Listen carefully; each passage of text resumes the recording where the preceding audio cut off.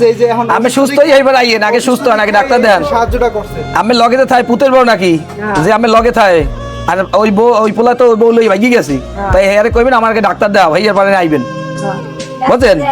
তারপর সুবিধা অসুবিধা হইলে এই ছোট ভাই আমাদের জানাইলে আমরা ইনশাল্লাহ যা পারি আবার আমাকে পাশে দাঁড়াবো ইনশাল্লাহ, যতদূর পারি। আমরা তো কিছু করি না, আল্লাহ করাই বলে করি, এখানে আমাদের কোনো হাত নাই। তাই দোয়া করেন, ঠিক আছে? হ্যাঁ দোয়া করেন, দোয়া করেন। আমের মতো যত মানুষ আছে, আমারও মা নাই, আমিও এতিম, এই জন্যই কিন্তু এই পর্যায়ে নামছি, নাহলে কিন্তু এই পর্যন্ত আইতাম না। ওই জায়গায় যাইতে হইবে সবাই রে বাবা, কেউ পারতে পারে না।